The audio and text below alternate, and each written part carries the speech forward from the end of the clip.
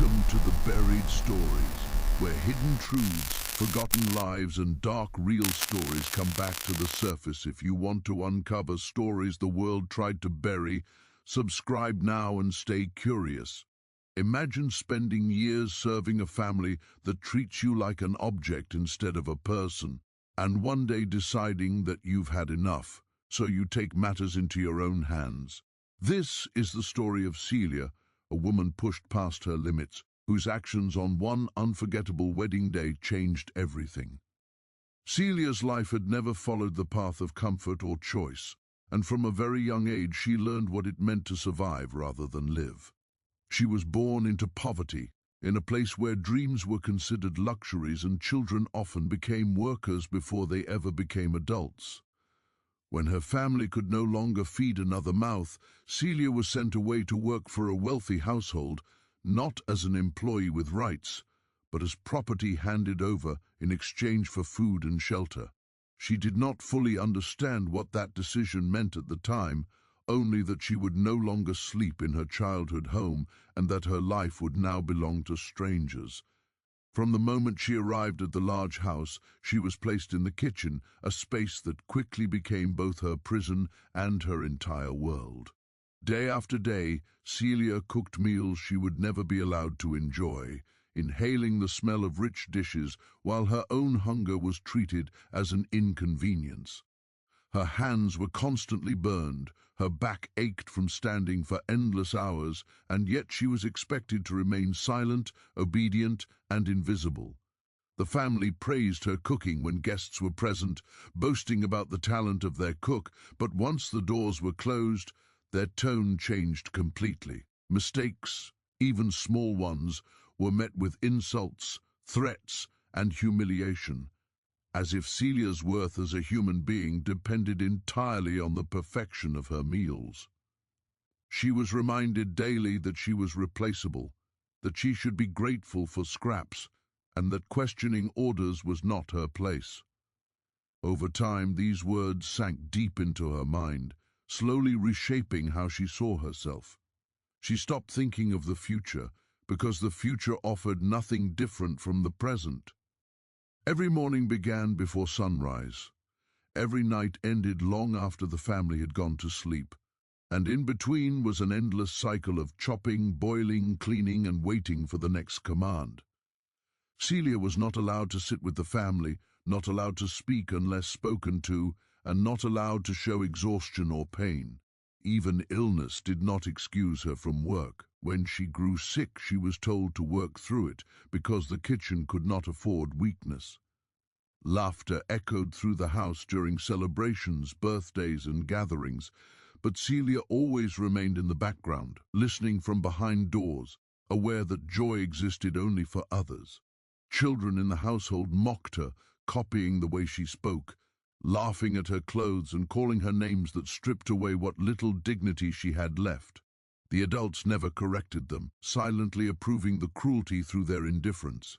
At night, Celia slept in a small room barely large enough to stand in, replaying the day in her mind, wondering how long a person could endure being treated as less than human. She cried quietly so no one would hear, wiping her face before morning came, because tears were another sign of weakness she could not afford. As years passed, something inside her began to change. The fear that once kept her obedient slowly mixed with anger, an anger she never expressed out loud but carried everywhere with her. She watched the family closely, learning their habits, their routines, their favorite dishes, and the careless way they trusted the food placed in front of them. They never considered the hands that prepared their meals, never imagined that someone they dismissed so easily might be paying attention. Celia learned patience in the kitchen, not by choice but by force, and patience taught her observation. She noticed how power worked, how those who believed themselves. Untouchable stopped being careful. Each insult added weight to the pressure inside her, each humiliation pushing her closer to a breaking point she did not yet understand. She began to feel trapped not just by walls, but by the belief that her suffering would never end. The kitchen, once simply a place of labor, became a space where her thoughts grew darker and more focused. While stirring pots and grinding spices, her mind wandered to ideas she quickly pushed away, telling herself she had no right to think such thoughts. But the ideas returned again and again, fueled by exhaustion, loneliness, and years of emotional abuse. Celia no longer dreamed of escape, because escape seemed impossible. Instead, she dreamed of being seen, of making the world notice her pain, even if only for a moment. The family continued their lives without concern, planning events, celebrations, and futures that did not include her, never realizing how deeply they had underestimated the person who fed them every day. By the time the household began preparing for a grand wedding, Celia was no longer the quiet, hopeful girl who had arrived years ago. She was someone shaped by neglect, hardened by injustice, and carrying a silence that was far more dangerous than anyone could imagine. What began as a simple life in the kitchen had slowly transformed into something far more complex, and the foundation for what was to come had already been laid long before anyone thought to question her presence. Sure, below as time passed, the weight Celia carried inside her became heavier, no longer something she could ignore or suppress with silence. The anger she once feared had now settled into her like a constant presence, calm on the surface but restless underneath. She continued her work exactly as expected, waking before dawn, preparing meals with the same precision, responding to commands with the same lowered eyes, and never revealing the storm forming behind her quiet expression. To the family she was still the same obedient cook, predictable and invisible, someone whose existence blended into the background of their comfortable lives. What they failed to notice was how closely she watched them now, how every careless word, every cruel joke, and every display of entitlement sharpened her awareness. Celia began to understand the power dynamics of the house in a way she never had before. She realized that knowledge itself was a form of control, and the kitchen gave her access to more knowledge than anyone suspected. She knew what each person liked to eat, what foods were avoided, what ingredients were trusted without question, and which meals brought the family together in celebration. She listened while they spoke freely in front of her, assuming she was too insignificant to understand or remember. Plans were discussed openly, including the upcoming wedding that filled the house with excitement and anticipation. The family talked endlessly about the guest list, the decorations, the music, and most importantly, the feast that would impress everyone in attendance. For them, it was a moment of pride and joy. For Celia, it was something else entirely.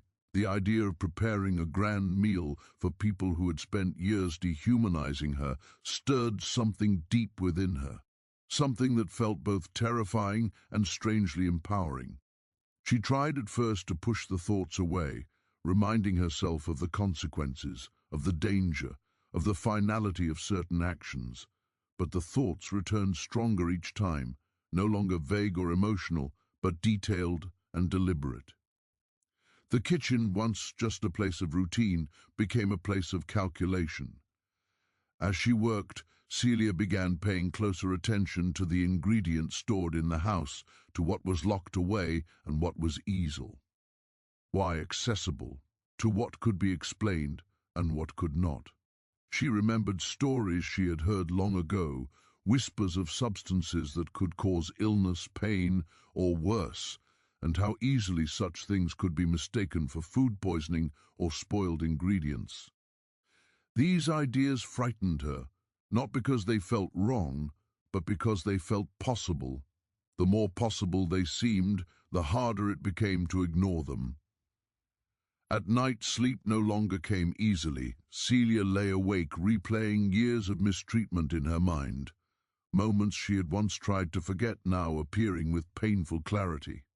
She remembered being blamed for things she did not do, being punished unfairly, being denied basic kindness, and being reminded repeatedly that her life had value only as long as it served others.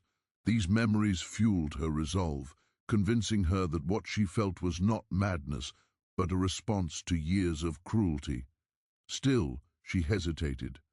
There were moments when doubt crept in, when she wondered if enduring silently was safer, if disappearing into the background forever was the only option left to her.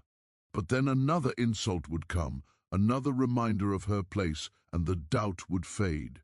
The wedding preparations intensified, turning the house into a constant state of chaos and excitement.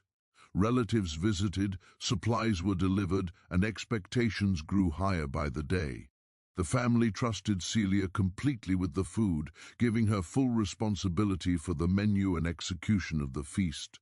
They praised her skills openly, proud of the reputation she would help them uphold, never considering how dangerous their trust had become. Celia noticed how easily they dismissed concerns, how confident they were that nothing could go wrong on such an important day. That confidence, rooted in privilege and arrogance, made her feel invisible in a way that was almost liberating. She realized that no one was watching her closely, not really.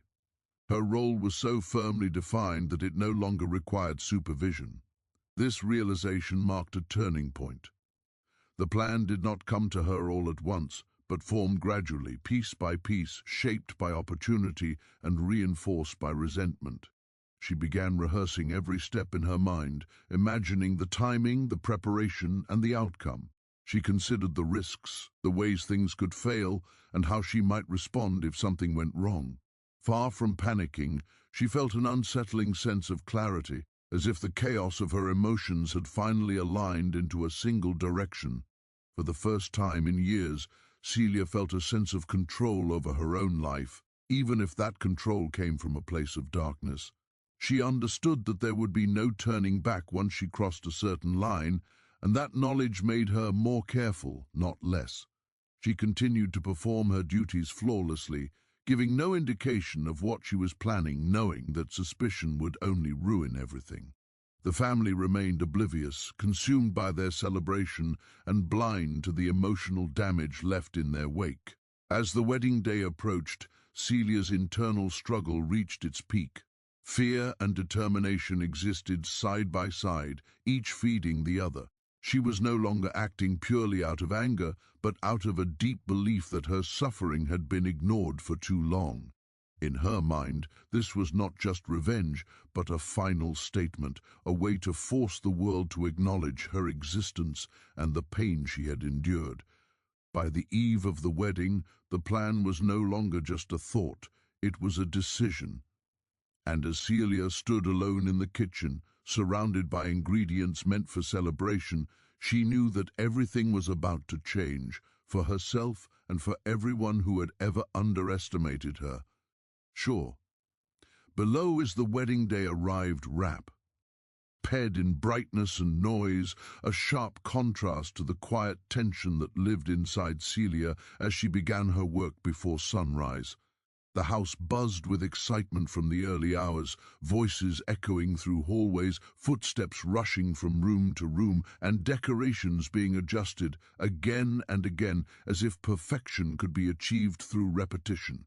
Celia moved through the kitchen with steady hands and a calm face, blending into the familiar rhythm she had practiced for years. To anyone watching, she appeared no different from any other day, focused, efficient, and silent, but inside her mind every second felt heavier than the last. The ingredients for the feast were laid out carefully, chosen to impress and delight the guests, symbols of abundance and celebration. Celia prepared each dish with the same skill that had earned her praise so many times before, measuring, tasting, and adjusting with precision. The smells filled the air, rich and inviting, drifting into the rest of the house where laughter and music had already begun. Guests started arriving in elegant clothes, greeting one another with smiles and excitement, unaware of the invisible tension running beneath the surface of the celebration. Celia listened as the family's voices grew louder, filled with pride and anticipation, speaking about the importance of the day and how everything had to be perfect. No one looked closely at her, no one questioned her presence or her actions. She was trusted completely, not because she was respected, but because she had been reduced to a role so small that no one imagined she could disrupt anything so grand. As the hours passed, Celia felt time stretch and compress at the same time, each moment painfully slow yet moving too quickly to stop. She was acutely aware of every sound, every movement, every decision she made. There was fear, sharp and real, but it no longer controlled her. What surprised her most was the sense of calm that accompanied it, a calm born not from peace but from acceptance. She had crossed an invisible line long before that day, and now she was simply following the path she had already chosen. When the final dishes were completed and arranged for serving, the kitchen stood as proof of her skill and effort, a place of beauty created by hands that had known nothing but labor. The food was carried out to the long tables where guests gathered, plates filling quickly as conversations blended into a steady hum of celebration.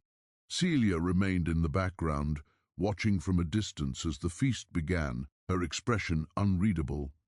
At first, everything unfolded exactly as expected. People complimented the food, laughing and praising the flavors, raising glasses in celebration of the newly married couple. For a brief moment, it almost looked like a perfect day, untouched by anything dark or hidden. Then subtle changes began to appear, so small that no one noticed right away. A pause in conversation here, a look of discomfort there, dismissed as overeating or excitement.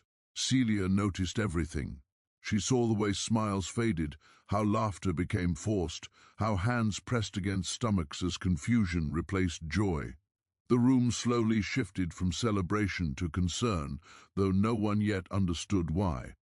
The music continued to play, decorations remained bright, and yet something was undeniably wrong. Voices grew quieter, questions replaced compliments, and guests began looking at one another instead of their plates. Panic did not arrive all at once. It crept in gradually, carried by uncertainty and fear. As more people showed signs of distress, the atmosphere changed completely. What had been a moment of pride and happiness turned into chaos, with guests standing, calling for help, and demanding answers. The family, once confident and in control, now looked frightened and powerless, their authority useless in the face of something they could not command away. Celia stood apart from the growing confusion, her heart racing but her face still calm. She felt a strange detachment, as if she were watching the scene from outside herself, aware that this moment would define everything that followed. The noise grew louder as panic spread, the joy of the wedding erased in minutes, replaced by sirens, shouting, and desperation. In the midst of the chaos, Celia's presence remained unnoticed for longer than she expected, a reflection of how invisible she had always been. But invisibility has limits, and eventually attention turned toward the kitchen, toward the source of the meal that had brought celebration to a halt. As authorities arrived and questions were asked, the reality of what had happened began to take shape. Celia felt the weight of her actions settle fully for the first time, heavy and irreversible. There was no triumph in that realization, only a deep, complicated mix of emotions that words could not capture. She had forced the world to look at her, but the cost was greater than she had ever imagined. As she was taken away, the noise of the ruined celebration faded behind her, replaced by a silence that felt louder than anything before. The wedding day that was meant to mark a joyful beginning had instead become a moment of irreversible loss. And Celia, once invisible and ignored, now stood at the center of a tragedy that would be remembered long after the decorations were taken down and the music stopped. Sure, below is in the hours that followed the collapse of the celebration, the house that had once been filled with music and laughter became a place of sirens, flashing lights, and unanswered questions. Emergency responders moved quickly, trying to make sense of a situation that had spiraled out of control in a matter of minutes. Guests were rushed out, some on stretchers, others in shock, their elegant clothing now stained and wrinkled, the joy of the wedding erased completely. The family stood frozen, unable to understand how a day they had planned so carefully had turned into a nightmare beyond imagination. As authorities began their investigation, the focus inevitably shifted to the food, the one element everyone had shared, the common thread connecting all the victims. The kitchen, once a symbol of comfort and hospitality, was sealed off and examined. Every surface scrutinized, every pot and utensil treated as potential evidence. Celia was questioned quietly at first, her calm demeanor standing in sharp contrast to the panic around her. She answered when spoken to, her voice steady, her expression controlled, but inside her mind emotions clashed violently. Fear surged, followed by a hollow numbness, as the reality of what she had done became impossible to deny. As the investigation continued, inconsistencies began to surface, small details that pointed away from accident and toward intent. The trust the family had placed in her now worked against her, making her the center of attention in a way she had never experienced before. When she was taken into custody, the moment felt unreal, as if she was stepping out of her own life and into someone else's story. News of the incident spread quickly, transforming private tragedy into public spectacle. Headlines reduced the complexity of the event to shocking phrases, and strangers debated her guilt and motives without ever knowing her name before that day. In court, the story unfolded piece by piece, revealing not only what had happened, but the years that led up to it. Testimonies painted a picture of a household built on imbalance, where power was taken for granted and cruelty was normalized. Celia listened as her life was described by others, some seeing her as a monster, others as a victim pushed beyond her limits. The courtroom became a place where silence finally broke, where the pain she had carried for so long was spoken aloud, even if it came too late to change the outcome. As the trial progressed, Celia was forced to confront the consequences of her actions in a way she had never allowed herself to imagine. The faces of those affected haunted her, appearing in her thoughts during sleepless nights, their suffering now inseparable from her own. The anger that once fueled her decisions faded, replaced by a heavy sense of loss and regret that no explanation could erase. She understood now that while her pain had been real, the damage caused could never be undone. Outside the courtroom, opinions remained divided. Some argued that her actions were unforgivable, regardless of her past, while others questioned how many warning signs had been ignored before tragedy struck. The discussion extended beyond Celia herself, forcing uncomfortable conversations about exploitation, power, and the consequences of dehumanizing those who serve in silence. For the family, life would never return to what it had been. Their name, once associated with status and celebration, became tied to grief and public scrutiny. The wedding that was meant to mark a beginning instead became a permanent scar, a reminder of how quickly control can be lost. For Celia, the outcome of the trial marked the end of one life and the beginning of another, defined by confinement and reflection. In isolation, she replayed her memories repeatedly, seeing moments where things might have gone differently, moments where kindness or recognition might have changed the path she chose. These thoughts offered no comfort, only clarity. She came to understand that invisibility had shaped her, but it did not excuse her actions. The world had finally seen her, but not in the way she had once imagined during long nights alone in the kitchen. As time passed, the story faded from headlines, replaced by newer tragedies, but its impact remained etched into the lives of everyone involved. Celia's name became a cautionary symbol, a reminder of what can happen when suffering is ignored and power goes unquestioned. The aftermath was not defined by closure or justice in a simple sense, but by a lingering discomfort, an awareness that the line between victim and villain is sometimes thinner than society wants to admit. And in the quiet that followed the noise, the true weight of that day settled in, leaving behind questions that would never be fully answered. Sure, below is, as the years passed, The noise surrounding the case slowly faded, leaving behind a quieter but heavier reality for everyone involved. For Celia, life settled into a routine defined by confinement, repetition, and long hours of reflection. Removed from the chaos of the outside world, she was left alone with her memories, her thoughts, and the consequences of choices that could never be undone. In the stillness, there was no distraction from the past. Every moment of her life seemed to replay itself, from the early days in the kitchen to the final moments before everything changed. She began to see her story not as a single act, but as a long chain of moments where pain had gone unnoticed and silence had been mistaken for acceptance. With time, the anger that once burned so fiercely inside her continued to weaken, replaced by a deeper, more complex understanding of what had driven her to that point. She did not excuse herself, nor did she deny responsibility, but she came to recognize how years of being ignored, controlled, and diminished had shaped her perception of the world.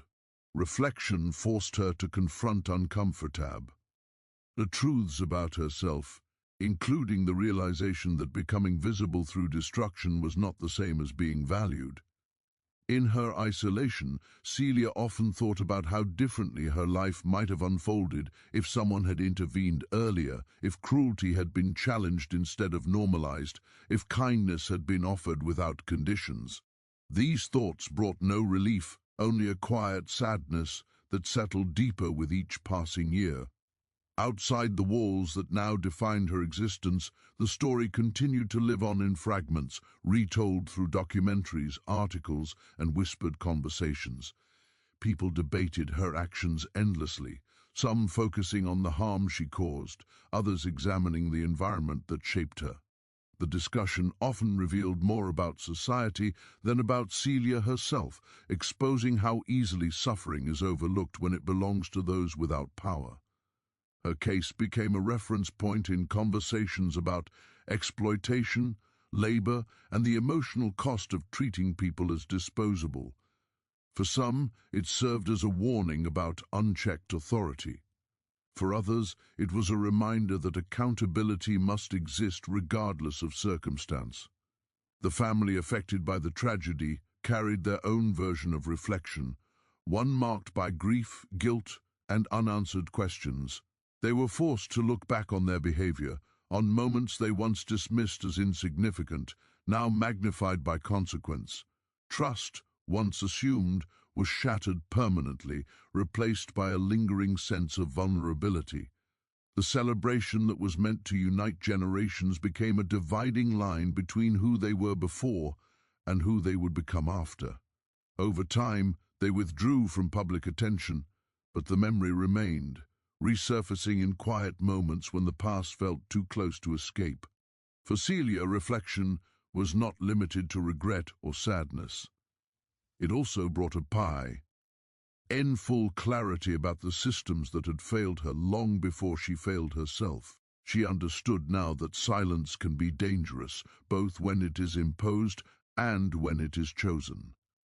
She began to see how many people live invisible lives, working in the background of comfort they will never share, their humanity overlooked because acknowledging it would require change.